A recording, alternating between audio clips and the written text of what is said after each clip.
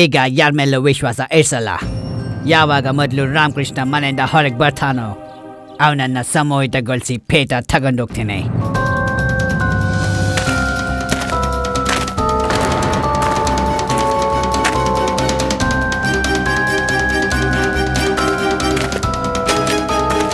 ನಿಂತ್ಕೋ, ನನ್ನ ಕಣ್ಣನೇ ನೋಡ್ತಿರು. ಎಲ್ಲವೂ ಮರ್ತು ಹೋಗು.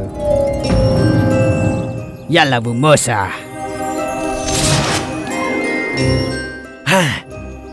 ಈಗ ಆಯ್ತು ಪಂಡಿತ ರಾಮಕೃಷ್ಣನ ಕಲ್ಯಾಣ. ನಿನ್ನ ಮನೆಗೆ ಹೋಗು. ಹೋಗಿ ಕೃಷ್ಣದೇವರಾಯ ಪೇಟ ನನಗೆ ತಂದ್ಕೊಡು. ಅಸಲಿಯದ್ದು.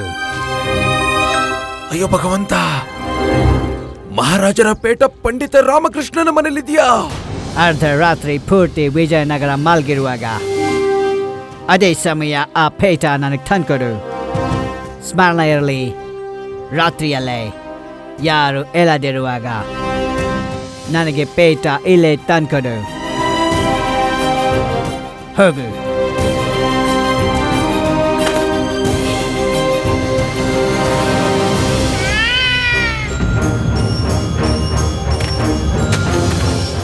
ಈಗ ತಿಳಿಯತ್ತೆ ವಿಜಯನಗರದ ವಾಸಿಗಳಿಗೆ ಎಲ್ಲವೂ ಮೋಸವೆಂದು. ರಾತ್ರಿ ನಾನು ಪೇಟ ತೆಗೆದುಕೊಂಡು ಹೋಗ್ತೇನೆ. ಎಲ್ಲರೂ ಕೃಷ್ಣದೇವರಾಯರನ್ನು ಗೇಲಿ ಮಾಡ್ತಾರೆ. ನಂತರ ಗೊತ್ತಾಗತ್ತೆ ನಮ್ಮ ದೇಶದ ಒಬ್ಬ ವ್ಯಕ್ತಿ ಇವರ ಪೂರ್ತಿ ರಾಜ್ಯ ಮತ್ತು ಸೇನೆಗಿಂತ ಶಕ್ತಿಶಾಲಿ ಎಂದು. ಗುರುಜಿ, ಈ ಜಾದೂಗಾರ ನಮ್ಮನ್ನ ಕೋತಿನೋ ಬೆಕ್ನೋ ಮಾಡಿ ಅವನ ದೇಶಕ್ಕೆ ಕರ್ಕೊಂಡು ಹೋಗೋ ಮೊದಲು ನಾವಿಲ್ಲಿಂದ ಓಡೋಗ್ಬಿಡೋಣ. ನಡ್ರಿ. ಭಯಭೀತರಾಗುವುದಲ್ಲ, ಆನಂದ ತಗೊಳ್ಳುವ ಅವಕಾಶ. ರಾತ್ರಿ ಈ ಪಂಡಿತ ರಾಮಕೃಷ್ಣ ಈ ಮಾರ್ಚೀಸ್ಗೆ ಪೇಟ ಕೊಡಬೇಕಾದರೆ ಆಗ ನಮ್ಮ ಕೈಗೆ ಸಿಕ್ಕಾಕೋತಾನೆ. ನಮ್ಮ ಜೈ ಜೈಕಾರವಾಗುತ್ತೆ. ಈ ಮಾರ್ಚೀಸ್ಗೆ ಆಜೀವನ ಕಾರಾಗೃಹ ಶಿಕ್ಷೆಯಾಗುತ್ತೆ. ಮತ್ತೆ ಪಂಡಿತ ರಾಮಕೃಷ್ಣನಿಗೆ ದೇಶದ್ರೋಹದ ಆರೋಪಕ್ಕೆ ಮೃತ್ಯುದಂಡ. ಗುರುಜಿ, ನಿಮ್ಗನ್ಸುತ್ತಾ ಪದಂ ಸಾಕ್ಷಿ ಸಮೇತ ಹಿಡ್ಕೊಡ್ತೀನಿ ಅಂತ? ಅಯ್ಯೋ ಮೂರ್ಖ, ನಾವ್ಯಾಕೆ ಹಿಡ್ಕೊಡ್ಬೇಕು? ವಿಜಯನಗರದ ಸೈನಿಕರು ಯಾವ ಕೆಲಸಕ್ಕೆ ಬರುತ್ತಾರೆ? ಅರ್ಥಾತ್ ಗುರುಜಿ, ನಾವೀಗಲೇ ಮಹಾರಾಜರ ಹತ್ರ ಹೋಗಿ ಸೂಚನೆ ನೀಡುತ್ತೇವೆ. ಪೇಟ ಪಂಡಿತ ರಾಮಕೃಷ್ಣರ ಬಳಿ ಇದೆ. ಕೆಲವು ಸ್ವರ್ಣ ಮುದ್ರೆಯ ದುರಾಸೆಗೆ ಅವನು ಪೇಟವನ್ನ ಈ ಮಾರ್ಚಿಸ್ನೆಂಬ ಮಾಂತ್ರಿಕನಿಗೆ ಮಾರ್ತಿದ್ದಾನೆ ಅಂತ.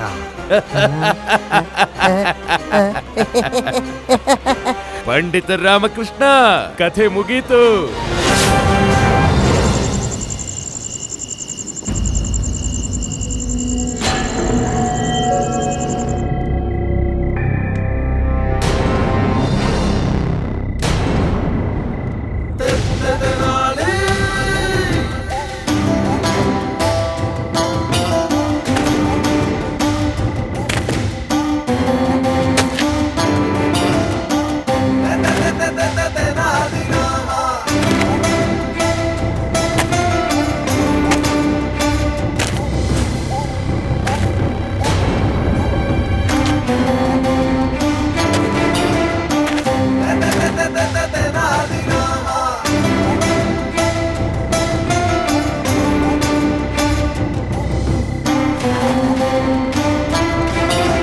ವಾಹ್,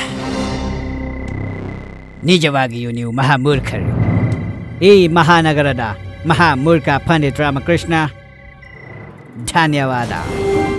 ಈಗ ನಾನು ನಿನ್ನ ಸಮೋಹಿತ ಅವಸ್ಥೆಯಲ್ಲಿ ನಿನ್ನನ್ನು ಬಿಟ್ಟು ಹೋಗ್ತೇನೆ. ಜೀವನ್ ಪರ್ಯಂತ ನನ್ನ ದಾಸರಾಗಿ ಓಡಾಡ್ತೀಯ. ಇಂದು ನಿನ್ನಿಂದ ವಿಜಯನಗರದ ಗೌರವ ಪೋರ್ಚುಗಲ್ಗೆ ಕೊಂಡು ಹೋಗುತ್ತೇನೆ. ಇದರಿಂದ ಮಹಾರಾಜ್ ಕೃಷ್ಣದೇವರಾಯರ ಆತ್ಮ ಗೌರವ ಚೂರಾಗತ್ತೆ. ಮತ್ತವನು ನಮ್ಮ ಪೋರ್ಚುಗಲ್ ಮುಂದೆ ಮಂದಿ ಊರ್ತಾನೆ. ಇಲ್ಲಿ ಕೂಡ ನಮ್ಮ ಪೋರ್ಚುಗಲ್ನ ಆಳ್ವಿಕೆ ನಡೆಯುತ್ತೆ. ಎಲ್ಲವೂ ಮೋಸ, ಎಲ್ಲವೂ ಮೋಸ. ಅಷ್ಟೊಂದೇನು ಅವಸರವಿದೆ ಜಾದೂಗಾರರೇ?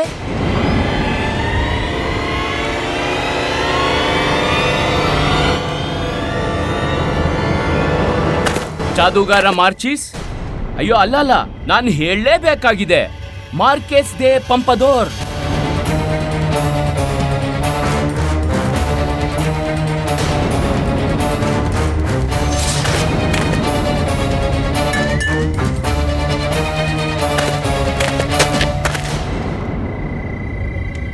ನೀನು ಸಂಮೋಹಿತನಾಗಿಲ್ಲ. ನಿಮ್ ಭಾಷೆಯಲ್ಲಿ ಹೇಳೋದಾದ್ರೆ ಪುರ್ಕೇಸೆ ಅಪ್ರಸರ್. ಪುರ್ಕೇಸೆ ಅಪ್ರಸರ್. ನಿಂಗೆ ಪೋರ್ಚುಗಲ್ ಭಾಷೆ ಬರುತ್ತಾ? ನನಗಂತೂ ನಿಮ್ಮ ಭೂತ ಭವಿಷ್ಯ ಎಲ್ಲ ಗೊತ್ತಿದೆ ಮಾರ್ಕಸ್ ಮಹಾಶಯ. ಇದರರ್ಥ ನೀನು ವಶೀಕರಣ ಆಗಿಲ್ಲ. ನಾನು ವಶೀಕರಣನಾಗಿರೋ ಹಾಗೆ ಅಭಿನಯ ಮಾಡ್ತಿದ್ದೆ ನಿಮ್ಮನ್ನ ಮುಟ್ಟಾಳ್ನಾಗ್ ಮಾಡಕ್ಕೆ.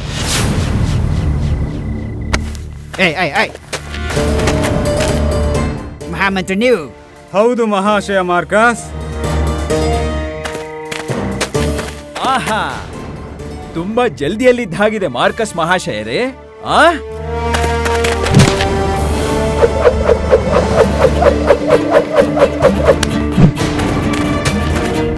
ಎಲ್ಲಿಗೆ ಹೋಗ್ತಿದ್ಯಾ? ಈಗ ನಾನು ಎದ್ಲಲ್ಲ. ಇಲ್ಲ ಇಲ್ಲ, ಇದು ಸಾಧ್ಯ ಇಲ್ಲ. ಎಲ್ಲವೂ ಮೋಸ, ಎಲ್ಲವೂ ಮೋಸ. ಇದು ಸಾಧ್ಯ ಇಲ್ಲ, ಇದು ಸಾಧ್ಯ ಇಲ್ಲ. ಎಲ್ಲ ಮೋಸ, ಎಲ್ಲ ಮೋಸ. ಯಾವುದೂ ಮೋಸವಿಲ್ಲ, ಎಲ್ಲ ಸತ್ಯ. ಅಲ್ಲಿ ನೋಡಿ.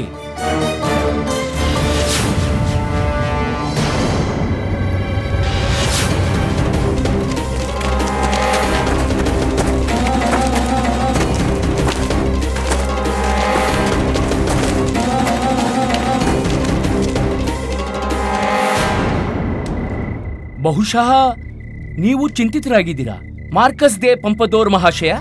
ಈ ಮೂರ್ಖ ನಗರದ ಮಹಾಮೂರ್ಖ ಪಂಡಿತ ನಿಮ್ಮ ವಶೀಕರಣದಿಂದ ಮುಕ್ತನ್ ಹೇಗಾದ ಅಂತ ಅಲ್ವಾ?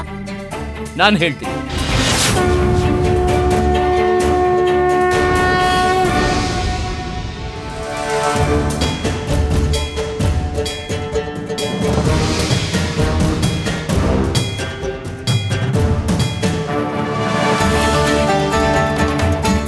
ಈಗ ಹಣೆಯ ಮೇಲೆ ಮಾತೆ ಕಾಳಿಯ ತಿಲಕ ಇದೆ. ಈಗ ನನ್ನನ್ನ ಯಾರೂ ಅವರ ವಶಪಡಿಸ್ಕೊಳ್ಳೋಕ್ಕಾಗಲ್ಲ. ಜೈ ಮಹಾಕಾಳಿ.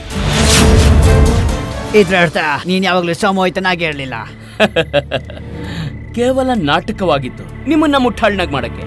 ಮಾರ್ಕಸ್ ದೇ ಪಂಪದೋರ್, ನೀವೇನ್ ಹೇಳ್ತಿದ್ರಿ? ಎಲ್ಲವೂ ಮೋಸ, ಎಲ್ಲವೂ ಮೋಸ. ಎಲ್ಲವೂ ಸತ್ಯವೇ. ಮಾತೆ ಕಾಳಿಯ ಈ ತಿಲಕದ ಸಮಕ್ಷ ನಿಮ್ಮ ಸಮ್ಮೋಹಕ ಶಕ್ತಿ ಅಳಿಸಿ ಹೋಯಿತು. ನಿಮ್ಮ ಧ್ಯಾನ ಕೇವಲ ಈ ಕುಂಕುಮದ ಮೇಲಿತ್ತು. ನನ್ನ ಕಣ್ಣನೇ ನೋಡು.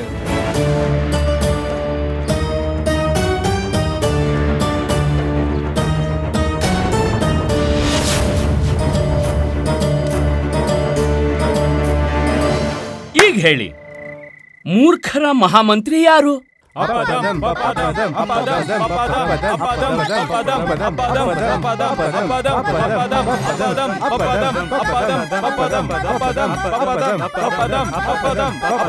ನಾನು ನಿಮ್ಮ ವಾಸ್ತವಿಕದ ಬಗ್ಗೆ ಇಲ್ಲಿ ಎಲ್ಲರಿಗೂ ಮೊದಲೇ ಹೇಳಿದ್ದೆ.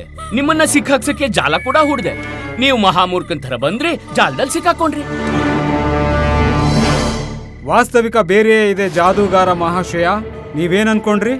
ನಮ್ಗೇನ್ ತಿಳಿದಿಲ್ಲ ಅಂತನಾ? ಸಂದೇಹ ನನಗೆ ಮೊದಲೇ ಆಗೋಗಿತ್ತು. ನೀವೊಬ್ಬ ಪೋರ್ಚುಗೀಸ್ನ ಗುಪ್ತಚರ ಅಂತ. ಒಂದ್ ವೇಳೆ ನಿಮಗೆ ಧನ ಬೇಕಿದ್ರೆ ಅದಕ್ಕೆ ಬೇರೆಯದೇ ಅನ್ಯ ಮಾರ್ಗಗಳಿದ್ವು. ಆದ್ರೆ ನೀವು ಮಹಾರಾಜರ ಪೇಟವನ್ನ ಮಾಧ್ಯಮ ಮಾಡಿಕೊಂಡು ವಿಜಯನಗರ ಸಾಮ್ರಾಜ್ಯದ ಗೌರವ ಹಾಳು ಮಾಡೋಕ್ ಬಯಸಿದ್ರಿ. ನೀವು ಯೋಚಿಸಿದ್ರಿ ಈ ಪೇಟ ಕದ್ದು ನೀವು ಮಹಾರಾಜರ ಆತ್ಮವಿಶ್ವಾಸ ಮುರಿಬಹುದು ಅಂತ. ನೀನು ವಿಜಯನಗರದ ಶಕ್ತಿ ಕಡಿಮೆ ಇದೆ ಅನ್ಕೊಳ್ಳೋ ಮೂರ್ಖತನ ಮಾಡಿದೆ. ಈಗ ಹೇಳಿ, ಮೂರ್ಖರ ಮಹಾಮಂತ್ರಿ ಯಾರು?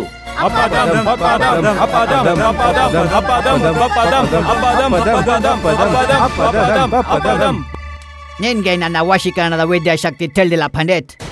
ಯಾವ ಮಾತೆ ಕೂಡ ನನ್ನ ಶಕ್ತಿನ ಕಡಿಮೆ ಮಾಡೋಕ್ಕಾಗಲ್ಲ. ನಾನು ನಿನ್ನೆದ್ರಿಗೆ ಸಾಮೂಹಿಕ ಸಂವಹನ ಮಾಡ್ತೇನೆ. ಇವರೆಲ್ಲರನ್ನು ವಶ ಮಾಡಿ ನಿನ್ನೆದ್ರಿಗೆ ಈ ಪೇಟ ತೆಗೆದುಕೊಂಡು ಹೋಗ್ತೇನೆ. ಮತ್ತೆ ನೀನು ಏನು ಮಾಡೋಕ್ಕಾಗಲ್ಲ.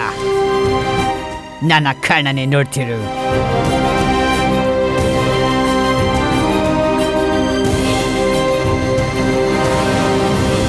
ನೋಡು.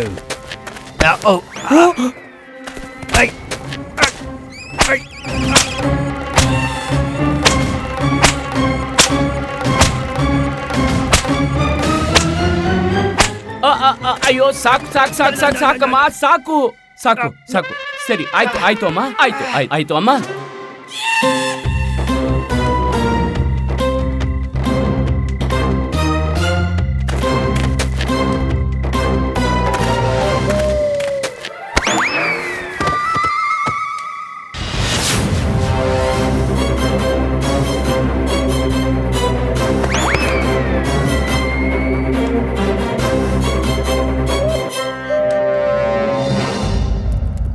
ಮಾರ್ಕಸ್, ನಮ್ಮ ವಿನಮ್ರತೆಯನ್ನ ನಮ್ಮ ದುರ್ಬಲತೆ ಎಂದು ತಿಳಿಯೋ ತಪ್ಪನ್ನ ಮಾಡಬೇಡ. ಮಾರ್ಕಸ್, ನಾವು ಭಾರತೀಯರು ಅತಿಥಿಗಳನ್ನ ಭಗವಂತ ಅಂತ ನಂಬ್ತೇವೆ. ಒಂದು ವೇಳೆ ಅದೇ ಅತಿಥಿ ನಮ್ಮ ಮೇಲೆ ಆಕ್ರಮಣ ಮಾಡಿದ್ರೆ ನಾವು ಅವ್ರಿಗೆ ಪಾಠ ಕಲಿಸೋದಕ್ಕೆ ಸಂಕೋಚ ಪಡೋದಿಲ್ಲ. ಹಿಂದಿನಿಂದಲೂ ನಮ್ಮ ಮೇಲೆ ಎಷ್ಟೋ ವಿದೇಶಿಗರು ಆಕ್ರಮಣ ಮಾಡಿದ್ದಾರೆ, ನಮ್ಮನ್ನ ಲೂಟಿ ಮಾಡೋಕೆ, ಹಾನಿ ಉಂಟು ಮಾಡೋ ಪ್ರಯತ್ನ ಪಟ್ಟಿದ್ದಾರೆ. ಮತ್ತೆ ಪ್ರತಿ ಸಲ ನಾವು ಭಾರತೀಯರು ಎದ್ದು ಅದಕ್ಕೆ ಪ್ರತಿಕಾರ ಮಾಡಿದ್ದೇವೆ. ಭಯಭೀತರಾಗಿ ಅವನು ರಣಭೂಮಿಯೇನೋ ಈ ದೇಶ ಬಿಟ್ಟು ಓಡ್ ಹೋಗ್ಬೇಕಾಗಿ ಬಂದಿದೆ. ನೆನಪಿರ್ಲಿ, ವರ್ಷಗಳಿಂದ ಸನಾತನ ಕಾಲದಿಂದಲೂ ಭಾರತವಿತ್ತು, ಭಾರತವಿದೆ, ಭಾರತವಿರುತ್ತೆ.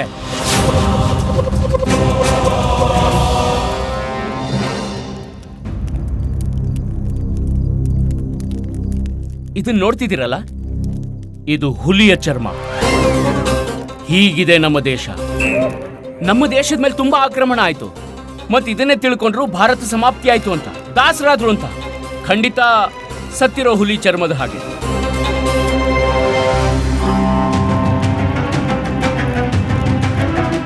ನಮ್ಮ ದೇಶ ಈ ಹುಲಿಯ ಹಾಗೆ.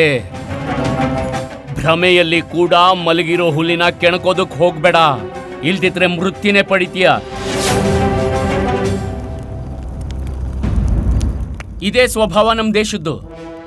ನಮ್ಮನ್ನ ಸರ್ವಶಕ್ತಿಮಾನರು, ವಿಶ್ವಗುರು ಅಂತ ಸುಮ್ಮನೆ ಕರೆಯಲ್ಲ. ಅದ್ ಗೊತ್ತಿದ್ದು ನೀನ್ ಇಲ್ಲಿಗೆ ಬಂದೆ, ಮತ್ತೆ ವಿಫಲನಾದೆ. ಈಗ ಹೇಳು,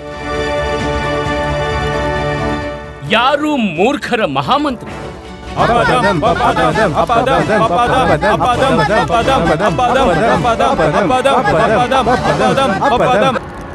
ಮಾರ್ಕೆಸ್, ಶಾಶ್ವತವಾಗಿ ನೆನ್ಪಿಟ್ಕೋ, ಹೋಗಿ ನಿಮ್ಮ ದೇಶವಾಸಿಗಳಿಗೂ ಅರ್ಥ ಮಾಡಿಸು, ನಾವು ಶಾಂತರಿದ್ದೇವೆ, ಶಾಂತರಾಗಿರೋಕ್ ಬಿಡಿ ಅಂತ.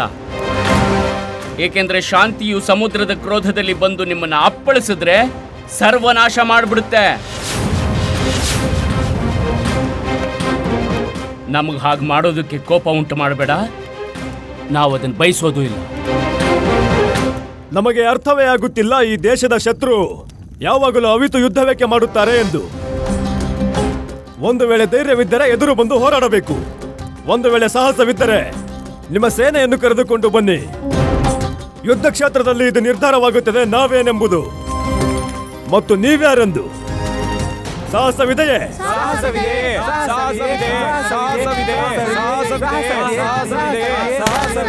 ಹಿಡ್ದಾಕ್ತೋ ನಾವು ಹಿಡ್ದಾಕ್ತೋ ಮಹಾರಾಜ. ನಾವು ನಿಮ್ಮನ್ನೇ ಹುಡುಕ್ತಿದ್ವಿ, ನಿಮಗೆ ಸಂದೇಶ ನೀಡುವುದಿತ್ತು, ನಾವು ಹಿಡ್ದಾಕ್ತೋ.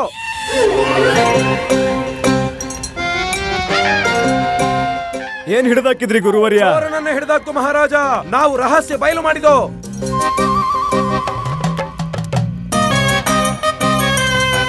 ಗುರುದೇವ ಇಲ್ಲಿ. ಮಹಾರಾಜ ಕೃಪೆ ಮಾಡಿ ಮೊದಲು ನೀವು ನಮ್ಮ ಮಾತು ಕೇಳಿ. ಮಹಾರಾಜ, ನಾವು ನಮ್ಮ ದಿವ್ಯ ಜ್ಞಾನ, ದಿವ್ಯ ಶಕ್ತಿಯ ಪ್ರಯೋಗ ಮಾಡಿದ್ವಿ. ನಮಗೆ ತಿಳಿದಿದೆ ಆ ಕಳ್ಳ ಯಾರೆಂದು. ನಿಮ್ಮ ತಾತಾಶ್ರೀಯ ಪೇಟ ಕದ್ದವನು.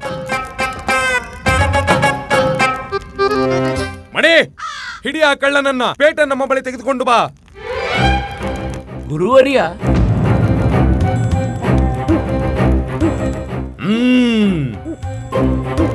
ಸ್ವೀಕರಿಸಿ ಮಹಾರಾಜ ನಿಮ್ಮ ತಾತಾಶ್ರೀಯ ದಿವ್ಯ ಪೇಟ. ಮತ್ತು ಈತನೇ ಕಳ್ಳ. ಏನು ಪಂಡಿತ ರಾಮಕೃಷ್ಣ? ಇದು ಮಾರ್ಚಸ್ ಮತ್ತು ಪಂಡಿತ ರಾಮಕೃಷ್ಣರ ಜಂಟಿ ಕಾರ್ಯವಾಗಿತ್ತು.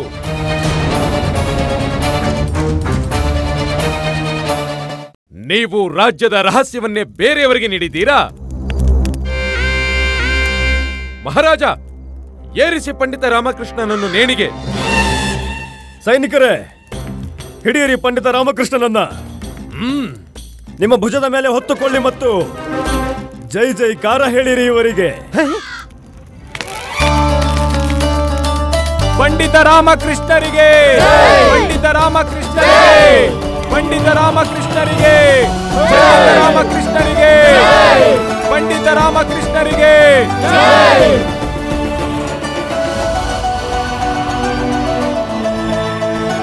ಇದೇನಾಗುತ್ತಿದೆ?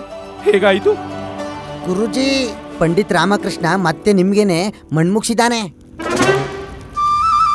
ಸೈನಿಕರೇ, ಹಿಡಿಯಿರಿ ಧೂರ್ತನನ್ನು.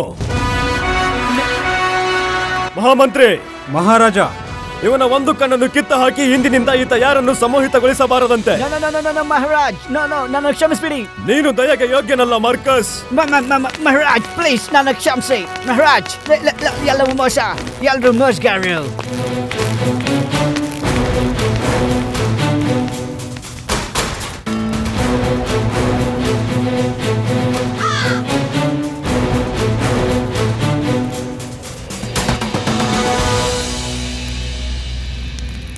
ಮಹಾರಾಜ, ಮಾರ್ಚಸ್ಗಂತೂ ದಂಡನೆ ಸಿಕ್ಕಿತು.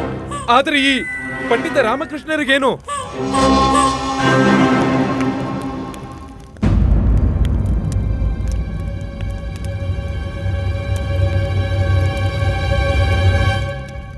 ಗುರುವರ್ಯ, ಪಂಡಿತ ರಾಮಕೃಷ್ಣ ಕಳ್ಳರೂ ಅಲ್ಲ, ಅಪರಾಧಿಯೂ ಅಲ್ಲ. ಇವರೇ ವಾಸ್ತವಿಕ ಕಳ್ಳನನ್ನು ಹಿಡಿಯಲು ನಮಗೆ ಸಹಾಯ ಮಾಡಿದ್ದಾರೆ. ಈ ಯೋಜನೆ ಇವರದ್ದೇ ಆಗಿತ್ತು ಮತ್ತು ನಮಗೆ ಈ ಯೋಜನೆಯ ಬಗ್ಗೆ ಮೊದಲೇ ತಿಳಿಸಿದ್ದರು.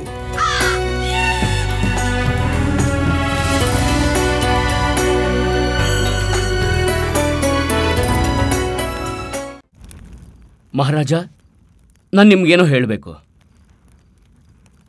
ಈ ಪೇಟದ ವಿಷಯ.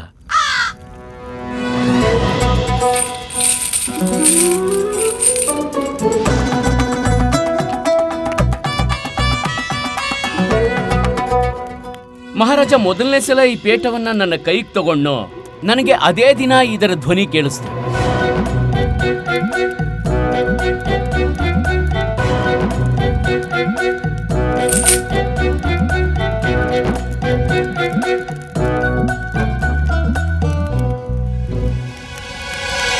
ಗುರುವರ್ಯ,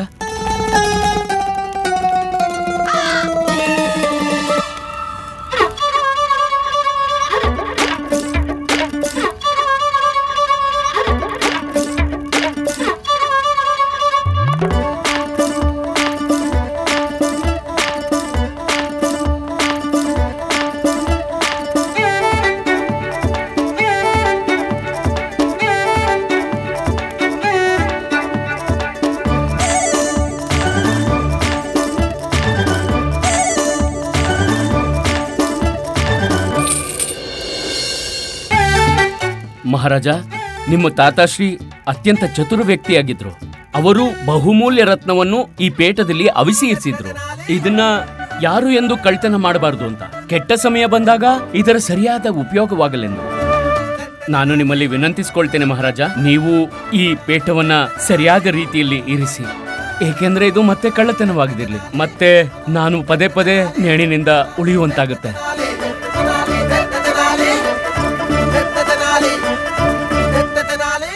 ಪುನಃ ಉಳ್ಕೊಂಡ ಪಂಡಿತ ರಾಮಕೃಷ್ಣ.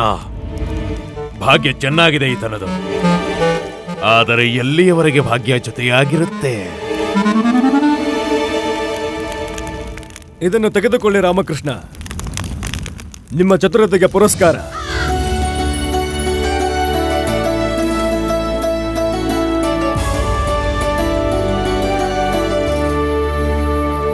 ನಾವು ನಿಮ್ಮ ಬುದ್ಧಿವಂತಿಕೆ ಮತ್ತು ನಿಮ್ಮ ಚಾತುರತೆಗೆ ಅತ್ಯಂತ ಪ್ರಸನ್ನರಾಗಿದ್ದೇವೆ.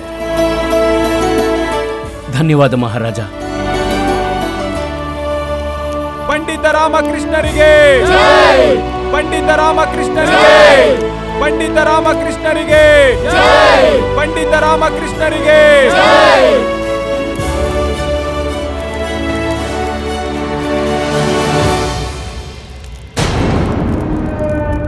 ಗುರುವರ್ಯ, ಹೇಳಿ ಮಹಾರಾಜ. ಏನು ನಮಗೆ ನಮ್ಮ ತಾತಾಶ್ರೀ ಅವರ ಪೇಟ ಸಿಗಬಹುದೇ? ಹ ಮಹಾರಾಜ. ಧನ್ಯವಾದ, ಧನ್ಯವಾದ.